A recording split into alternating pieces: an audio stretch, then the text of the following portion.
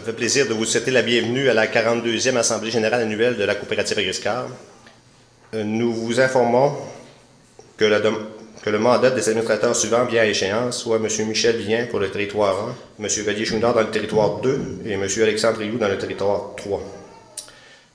Certains d'entre vous auront remarqué le nouveau logo de la coopérative récemment posé sur l'édifice où est situé le siège social. La Coop Agriscar est la troisième coopérative du réseau qui arbore fièrement le nouveau système identitaire de la Coop fédérée, c'est-à-dire l'empreinte digitale Soyo Agriculture. Rappelons que depuis quelques années, la coopérative fédérée a entrepris un projet majeur visant à l'adoption d'une nouvelle marque. Dans un environnement de plus en plus compétitif, l'entreprise veut se donner une marque de classe mondiale qui lui permette de se démarquer dans un contexte de globalisation et de consolidation, et ainsi assurer une prospérité durable pour nos entreprises agricoles. Le but premier étant de se doter d'une nouvelle identité de marque corporative qui soit bilingue et inspirante pour unifier l'ensemble de l'organisation qui, on le sait, est présente partout au Canada. En devenant Soyo Agriculture, la division agricole est la première expression de cette nouvelle marque. Lors de son Assemblée générale annuelle de 2020, la Coop fédérée deviendra officiellement Soyo Groupe Coopératif.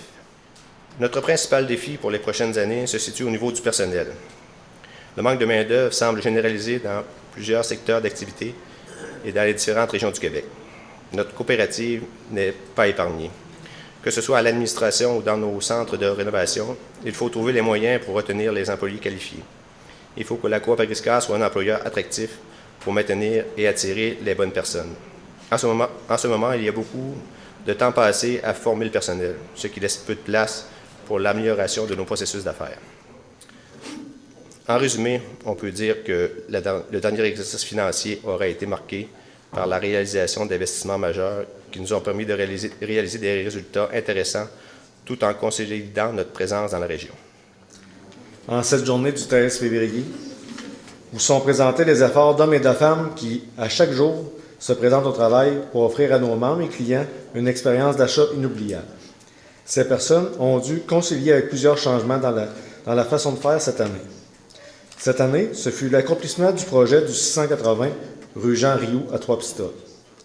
De plus, le conseil d'administration a autorisé un investissement majeur pour un centre de rénovation à Saint-Pascal, Camille Dumais Incorporé. À travers tous ces événements, je suis heureux de pouvoir vous dire que votre coopérative a réussi à dégager un excédent d'opérations positif. Aujourd'hui, dans le secteur où nous œuvrons, qui en est un principalement de commodité et dont la concurrence est très féroce, nous devons faire des ajustements continuels dans nos méthodes de travail, ce qui représente un défi de tous les jours pour nos gestionnaires par rapport à leurs employés. Le manque de main-d'œuvre nous demande beaucoup d'efforts. Votre coopérative n'y échappe pas, et un roulement de personnel plus grand que les dernières années au centre administratif a apporté des inconstances dans nos processus d'affaires. Des difficultés dans le secteur agricole, comme la sécheresse, ont mis une pression sur les liquidités de nos producteurs. Ils se sont fait ressentir par l'augmentation des comptes clients à votre coopérative. Nous allons revoir certaines politiques dans ce secteur et nous vous communiquerons d'ici le printemps. Mais c'est une nécessité pour Agriscar d'abaisser le nombre de jours de recouvrement de notre crédit. 5 succursales ont dépassé les budgets prévus. Malheureusement, au BMR de Saint-Alexandre, la rentabilité n'est pas au rendez-vous, malgré un redressement très appréciable. Vous êtes à même de constater que plusieurs de nos magasins ont changé de bannière. Eh bien oui, Unimat est maintenant chose du passé pour Agriscar. Et nous opérons maintenant sous bannière BMR, le site de Saint-Arsène, Saint-Alexandre, Saint-Jean-de-Dieu et Trois-Pistoles. Quant à Saint-Antonin, la bannière spécialisée BMR Pro répond à la mission et à la clientèle du site, soit l'entrepreneur en construction et l'autoconstructeur.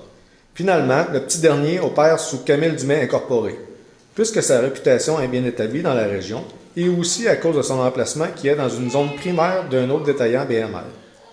Je tiens à remercier les anciens propriétaires, M. Rénal et Gaétan Dumais, pour leur support au courant de l'année et merci de partager votre expertise dans un domaine fort compétitif. Sans diminuer les autres magasins, je tiens à féliciter les employés gestionnaires de Trois-Pistoles qui, malgré un départ difficile suite au changement de site de vente il y a quelques années, ont su prendre les choses en main et dépasser cette année les objectifs en atteignant presque les prévisions prévues lors de l'acquisition du Home Hardware. Avec des ventes de 26 580 000, ce secteur représente 47,4 du chiffre d'affaires total. Encore cette année, les ventes augmentent malgré un contexte difficile et une déflation en cours d'année des matériaux de construction. En terminant, merci à tous nos collaborateurs financiers, fournisseurs, membres, clients, employés et membres du conseil d'administration de croire au succès de votre coopérative et d'y participer activement. Ça me fait plaisir d'être parmi vous pour vous présenter votre rapport financier annuel. Donc, on a réalisé durant l'année un chiffre d'affaires de 56 101 862 comparé à 42 137, une hausse de 13 964 000 du chiffre d'affaires. Il y a deux éléments. Il y a la station-service de Trois-Pistoles et le dépanneur qui ont augmenté le chiffre d'affaires d'à peu près 4,4 millions. Il y a eu une croissance du volume d'affaires un petit peu partout, puis il y a eu l'acquisition de la filiale Camille Dumais. Le rapport, là, on parle de filiale là, parce que Camille Dumais il est opéré dans une compagnie indépendante. Agriscar, l'ancien Agriscar que vous connaissez, là, il est là-dedans et Camille Dumais, les chiffres sont additionnés. On va voir partout qu'il y a une très grosse différence dans les chiffres avec l'année passée. C'est à cause de l'ajout de Camille Dumais qui est quand même une entreprise qui est importante. Au niveau du coût des marchandises vendues, ça a coûté 45 245 $. Ça a donné un excédent brut de 10 856 565, à peu près la même marge en pourcentage que les années antérieures. Au niveau des charges d'exploitation, ça a coûté 6 946 514. C'est une hausse importante, 1 375 en dollars, sauf que la Camille Dumais, l'intégration, on a intégré des dépenses dans Camille Dumais d'1 180 000 $. Donc, si on compare l'ancien Agriscar, les dépenses à ce niveau-là ont monté de 195 000 $ environ durant l'année.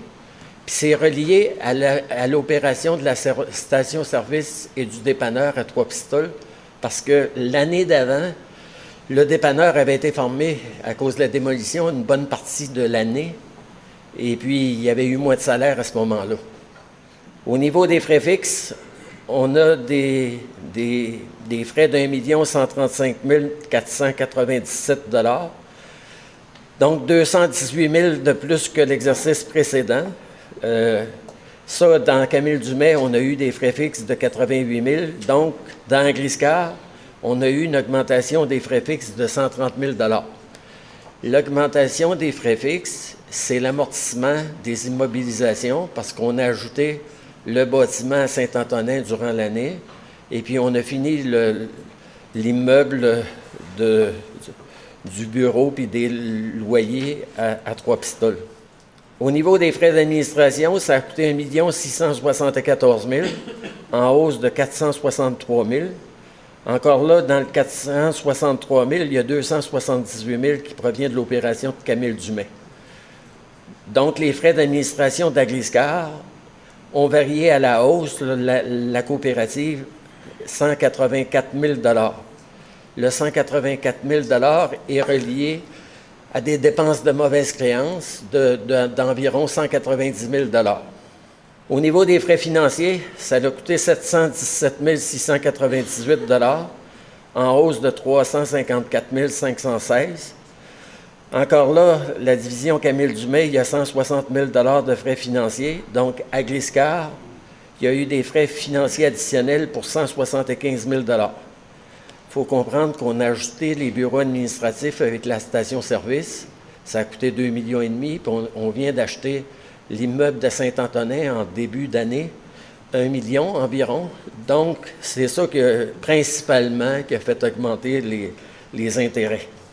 Donc, ça nous donne des dépenses en total pour 10 473 000, en hausse de 2 391 733 par rapport à l'année passée. Si on prend notre excédent brut moins nos dépenses, ça nous donne un excédent d'opération 382 766 $.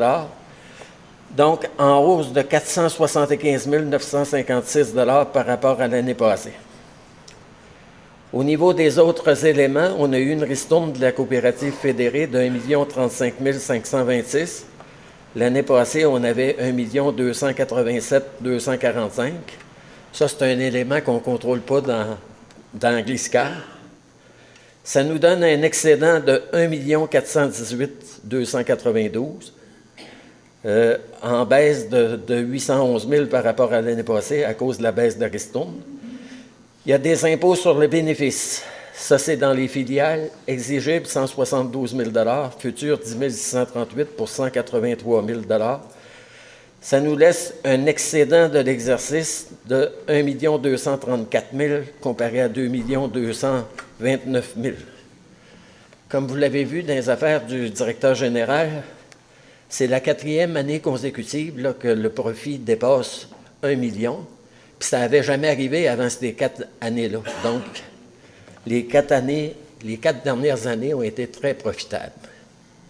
Bon, pour cette année, il a été recommandé de voter une ristourne de 1 % dans l'alimentation animale, l'agrofourniture, de même que dans les centres de rénovation, ce qui totalise une ristourne de 145 200 $. Les conditions sont de 25 % comptant, soit 36 300 $ et 75 % en part privilégié pour 108 899 $. Si on additionne à ça le 1,5% remis sur achat remis aux membres dans l'alimentation animale, l'agrofourniture et les centres de rénovation, ce qui totalise 72 600 $ pour les membres sociétaires et 22 566 $ aux membres auxiliaires. Ça, c'est de l'argent qui est remis comptant. Ce qui fait qu'un escompte membre et de ristourne pour 2019 qui totalise 240 366 $. Le point 15, modification aux règlements généraux. C'est pour le changement de nom de la coopérative. Dans le présent règlement, on dit que au point 1.1.1 que le mot coopérative désigne Agriscar coopérative agricole. Dans le futur, ça dit que le mot coopérative dans le présent règlement désigne Agriscar coopérative. On enlève le mot agricole parce qu'avec la nouvelle appellation de la coopérative, c'est Agriscar coopérative tout simplement, avec le logo de Solio. On est rendu maintenant au point 16, élections dans les territoires électoraux numéro 1, 2 et 3. Avant de recommencer, je voudrais profiter de l'occasion pour souhaiter la bienvenue à M. André Charret. Vous allez voir, on est une belle gang à connaître au conseil d'administration, donc bienvenue parmi nous. Je voudrais aussi profiter de l'occasion pour remercier Michel pour son implication dans la coopérative chez Coop Saint-Alexandre et à Coop Agriscar. Pour décrire Michel, j'ai écrit 3 mots. Le premier, c'est sagesse. Michel, au conseil d'administration, je pense que c'était la sagesse même, c'était un gars sérieux. Mais malgré tout ça, c'était un gars qui était capable de rire. On avait beaucoup de fun avec. Puis c'est ça, c'est vraiment une personne qu'on voit qui est organisée à son travail et que c'était plaisant de travailler avec lui au conseil. L'autre mot que j'ai écrit, c'est vulgarisateur. Michel, il a un talent vraiment exceptionnel pour bien présenter ses idées et ses projets. Je voudrais te dire, franchement, je te l'ai jamais dit, mais je t'enviais un peu de la façon que tu présentais tes idées. C'était facile de te suivre là-dedans, puis on était porté à vraiment y aller. Puis le troisième mot que j'ai écrit, c'est membre. Un peu dans l'ordre d'idée que Jean-Pierre parlait tantôt. Michel, dans ses interventions, il nous a toujours dit qu'une coopérative, c'était les membres, puis que dans nos prises de position, c'était important de toujours se rappeler que le membre, c'était le cœur de la coopérative. Et que dans tous les projets qu'on a de fusion, de globalisation de marché, de tout ça, je pense que Michel nous ramenait toujours à l'idée qu'il fallait garder en tête qu'il fallait rester proche de nos membres. Et que pour ça, je pense que Michel était vraiment un bon défenseur de ça, puis on va continuer dans la même ordre d'idée. Merci Michel pour toutes ces années.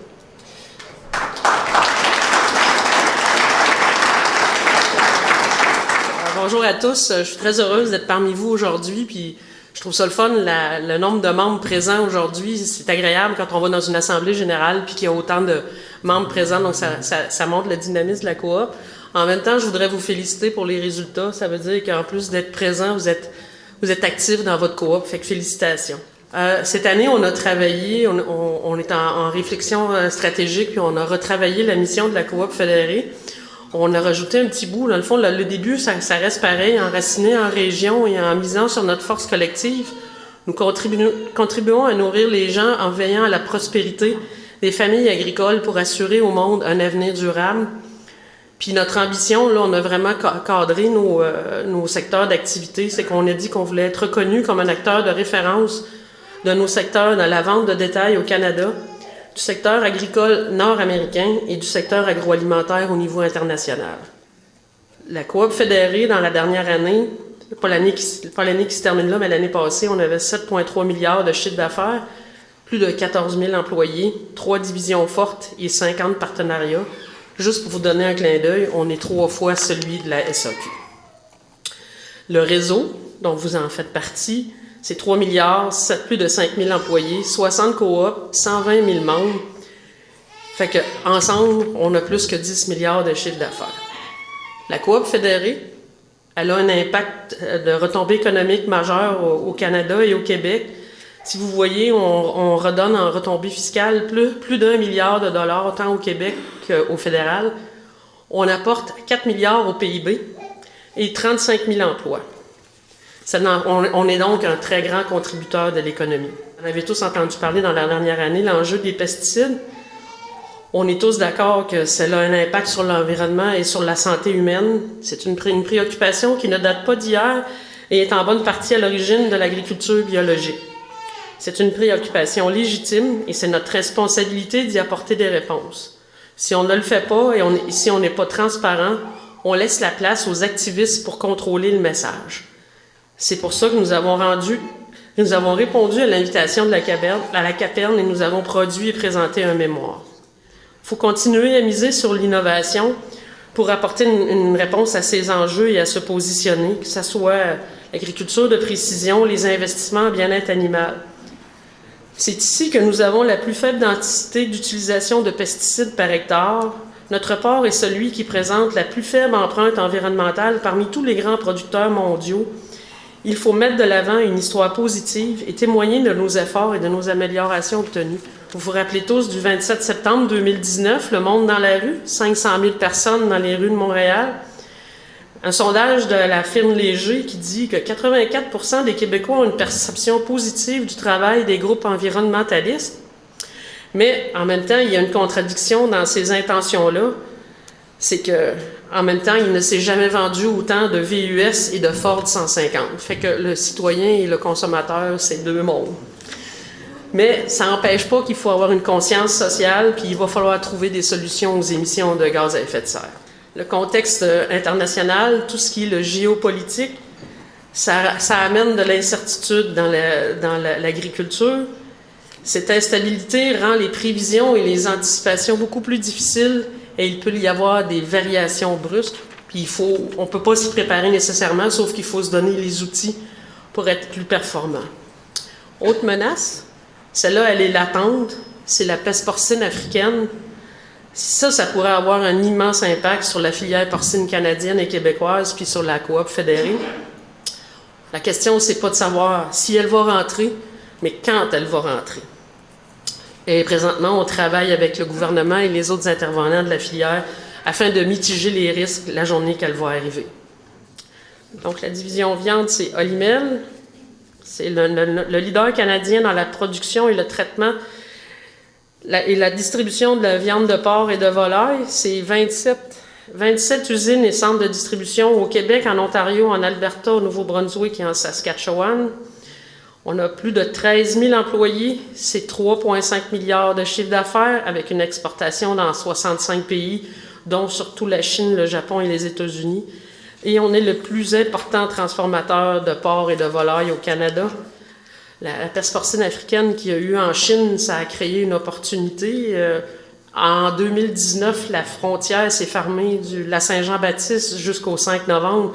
Ça a eu un impact financier important sur Olimel parce que c'était notre premier marché. C'est un marché, étant donné que eux, leur cheptel est en décroissance, étant donné qu'ils sont atteints de la peste porcine.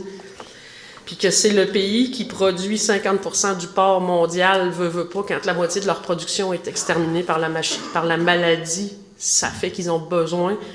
Mais pour des raisons politiques, la frontière avait été fermée entre la Chine et le Canada, donc pendant presque 6 mois, on n'a pas eu de transactions de porc. Maintenant, ça a réouvert.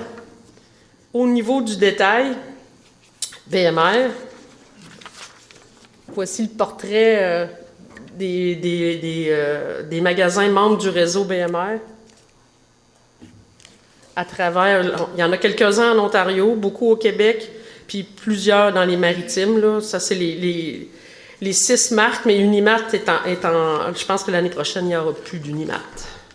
Les tendances de fond au niveau de la quincaillerie, c'est une consommation responsable, achat local, entreprise d'ici, économie de partage, réduction des emballages, le vrac de plus en plus populaire. On a 2 petits magasins qu'on appelle la Shop à Montréal, puis ça nous sert à faire des tests. Puis dans ces magasins-là, ils ont un service de produits de nettoyage en vrac, et c'est très populaire. Fait que les magasins La Shop, ça nous permet de faire des tests pour après ça les envoyer dans nos magasins hors de Montréal, puis ceux qui désirent éventuellement, probablement qu'on va pouvoir arriver avec nos contenants puis avoir des produits en vrac. Nous autres, on va offrir dans les prochains mois l'opportunité. On offre déjà, je pense, les achats en ligne, mais en plus de ça, les gens vont pouvoir venir en magasin voir les produits avant de les acheter. Ils vont pouvoir se les faire livrer et chez eux et en magasin.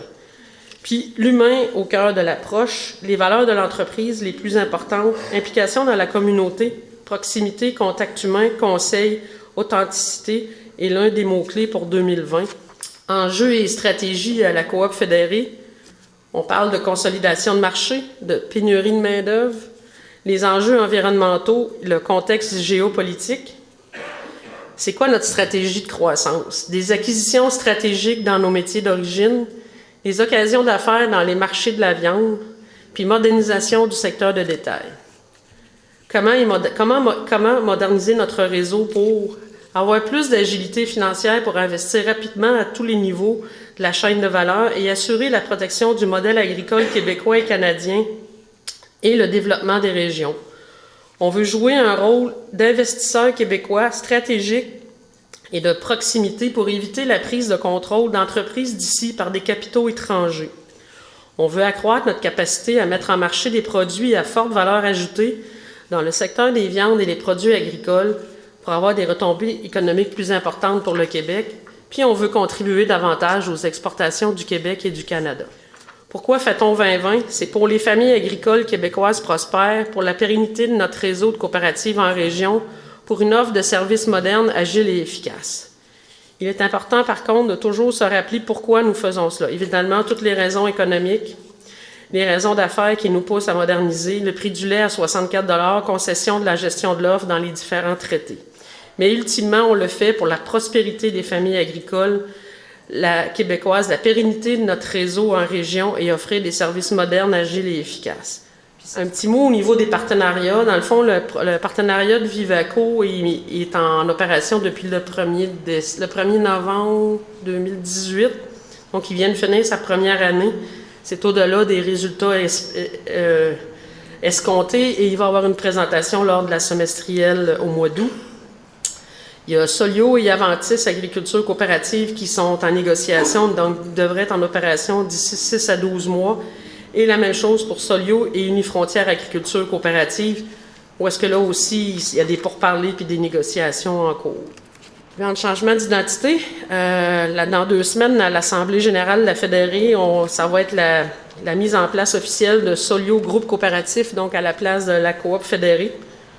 C'est l'aboutissement d'un processus de quasiment 2 ans de travail. Ça a passé à l'Assemblée nationale sans que ça ait été approuvé. La Fédérée, on est une loi privée. Donc, quand on fait des changements aussi majeurs que le nom, ça doit être approuvé par l'Assemblée nationale. Et ça a été approuvé début décembre à l'Assemblée nationale. On veut se positionner comme une entreprise responsable. Puis, pour pouvoir se mesurer, puis savoir c'est quoi nos cibles de développement durable, on va se baser sur les objectifs de développement durable de l'ONU. Chacun des secteurs d'activité va choisir ceux qui les représentent et la Fédérie va faire le sien. Donc, ce sont des enjeux incontournables pour une entreprise responsable. Puis, ces objectifs serviront de référence commune à l'ensemble de nos 3 secteurs. C'est ça.